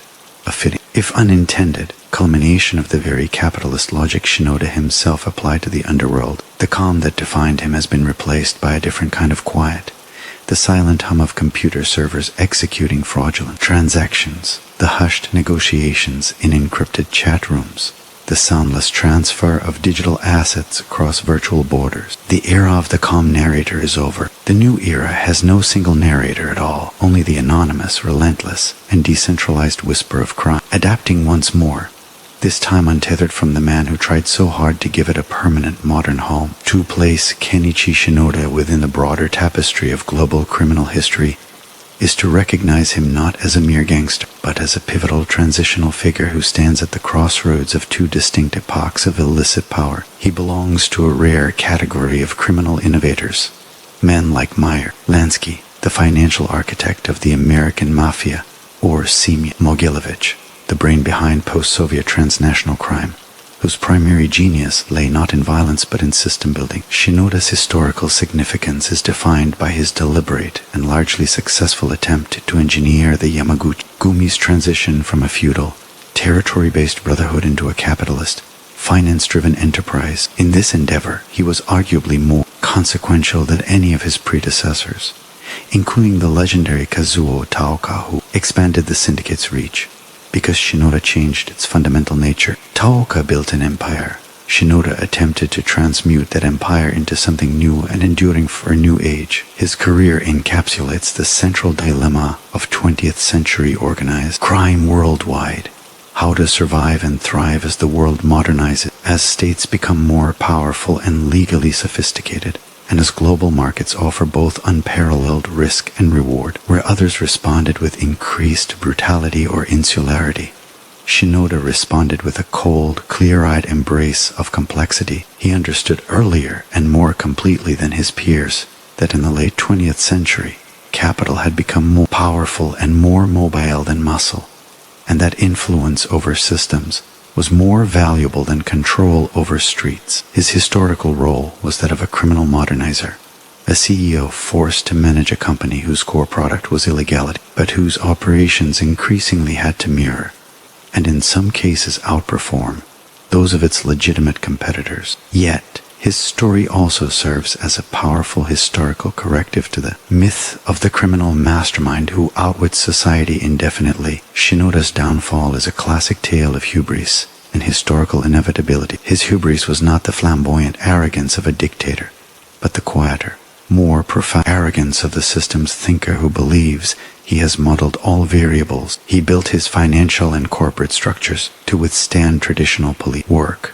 but he underestimated the capacity of the Japanese state and society to innovate in response, to develop a whole-of-society approach that turned his greatest strength economic integration into his greatest vulnerability. He also failed to fully account for the immutable human elements within his own organization, the pride, the tradition, the thirst for respect and autonomy that could not be satisfied by stock dividends alone. In this, his history echoes that of other grand system builders whose plans were undone by human nature and historical change. Furthermore, Shinoda's life marks the end of a specific cultural archetype in Japan, the oyabun as a shadow shogun, a publicly recognized, if feared, authority figure operating with a degree of social sanction. His reign was the last where such a figure could operate on that scale. His incarceration symbolizes the final victory of the modern, centralized, bureaucratic state over the last remnants of feudal power structures in Japanese society. In the long arc of Japanese history, from the warlords of the Sengoku period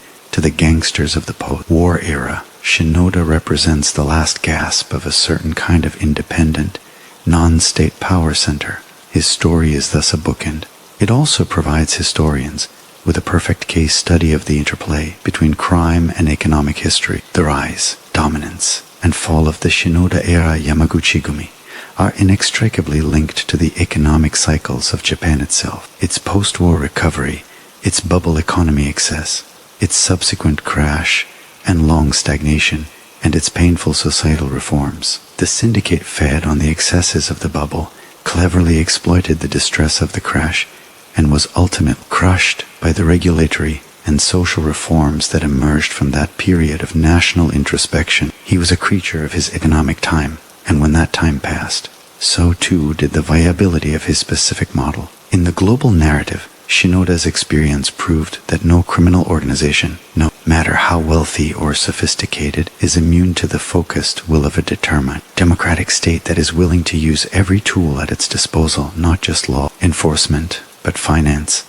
civil society, and public opinion to dismantle it. His legacy is therefore dual, a textbook for criminals on financial modernization, and a more important textbook for democracies on the holistic, patient strategies required to defeat such modernization.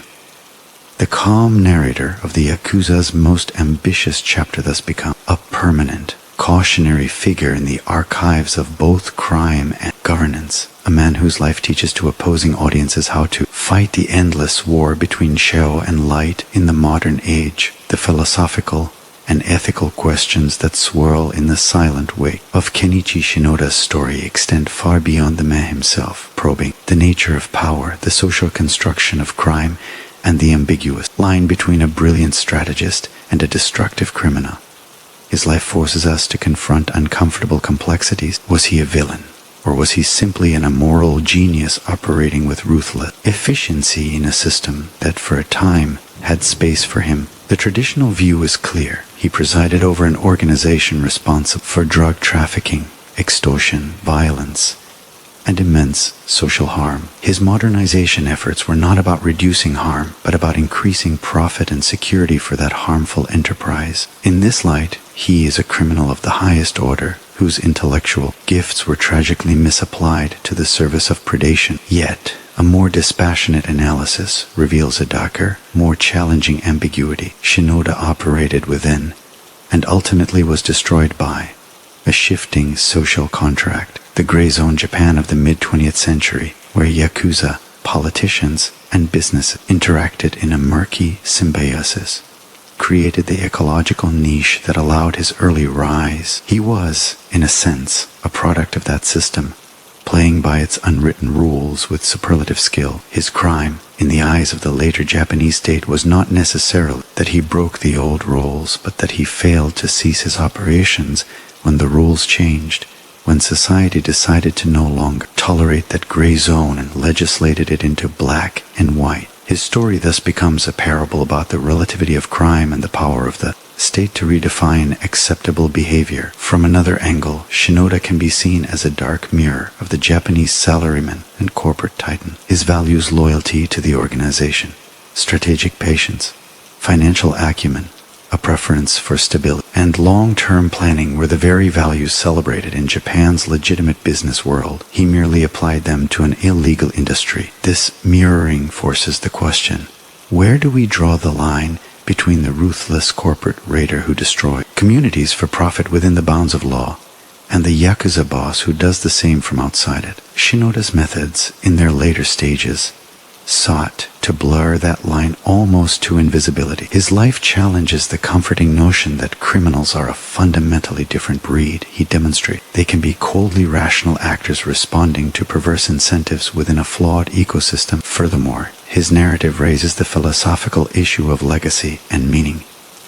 What is the sum of a life like his? He built a vast, intricate criminal corporation, but it is now in ruins. He accumulated immense wealth, but it has been seized or dissipated. He commanded thousands of men, but most have deserted or been imprisoned. He sought to ensure the Yamaguchi-gumi's eternal survival, but his actions may have hastened its fragmentation and decline. If legacy is measured by the enduring, positive impact of one's work, his is a void, a negative space. Yet, if legacy is measured by the sheer force of one's impact on history, the depth of the change one affects, then his is profound. He changed how the Yakuza operated, how the Japanese state fights crime, and how scholars understand the evolution of illicit enterprise. He is a significant historical actor, but one whose significance is rooted in a form of power that society has deemed utterly illegitimate.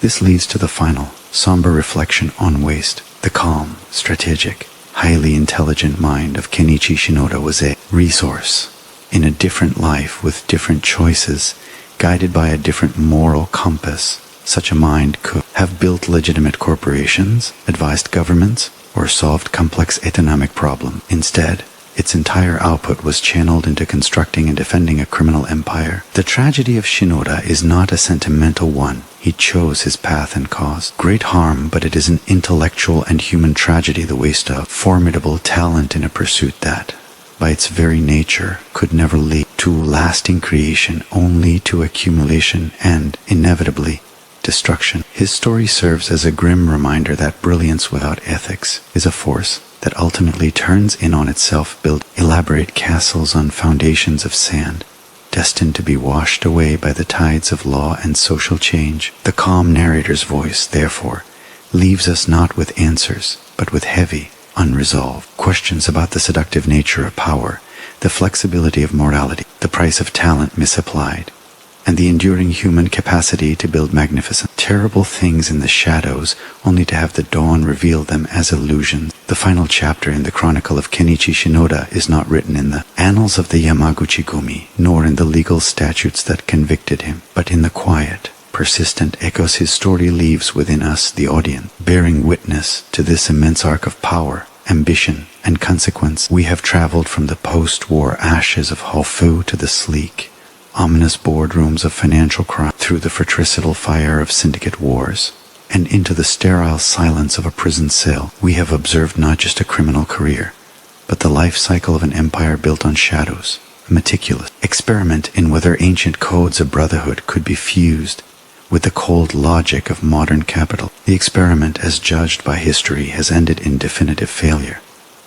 Shinoda's legacy is one of brilliant adaptation followed by catastrophic systemic collapse.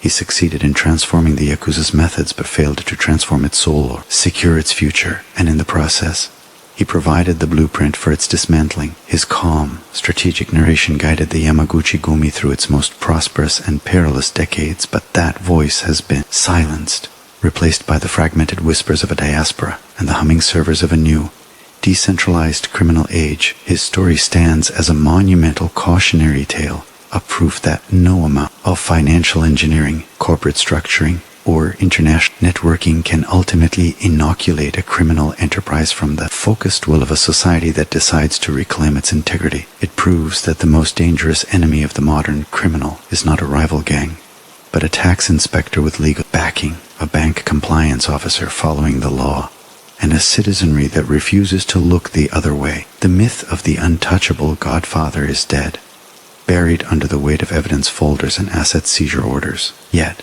to dismiss this as merely a crime story is to miss its profound relevance. This is a story about the nature of power in the modern world. It illustrates that true power is increasingly abstract, flowing through wires and markets rather than down streets enforced by violence. It is a story about change, and the peril faced by any institution, legitimate or illicit, that fails to adapt its core identity to a changing world while clinging to outdated structures of loyalty and control. It is ultimately a human story about the limits of control, the illusion of permanence, and the inescapable reality that all systems, no matter how well designed, contain the seeds of their own destruction, often in the very innovations meant to ensure their survival. Kenichi Shinoda, the boy from Yamaguchi who dreamed of a more perfect, powerful syndicate, died long before his physical death, his dream dissolving in the acid of legal reality and human rebellion. What remains is the lesson, clear and hard as a diamond, that in the long arc of history, or even the brutal, alternative order of the underworld cannot sustainably be built upon a foundation of predation and deceit. The calm narrator has finished his tale. The screen fades not to the image of a boss in his prime, but to the enduring questions his life provokes about ambition, adaptation, and the price of power pursued in the shadows. If this deep, comprehensive journey into the rise and fall of a criminal empire has held your attention, if the intricate details of power, strategy, and consequence have captivated you, then you understand the value of true, unfiltered historical storytelling. This narrative was brought to you not to glorify, but to illuminate one of the most significant and hidden chapters of modern history. We have a duty to document these stories, to learn from them, and to understand the complex forces that shape our world, both in the light and in the shadows. If you believe in this mission, your support is crucial. Please take action right now. Hit the subscribe button and ring the notification bell so you never miss our next deep dive into the untold stories that define our time. Share this video with anyone interested in true crime, history, or the hidden mechanics of power. Let us know in the comments below what other enigmatic figures or hidden histories should we explore next. Your engagement fuels this channel's journey to bring you the most meticulously researched, narratively compelling content possible. Thank you for watching, for listening, and for seeking understanding. Until the next story, stay curious.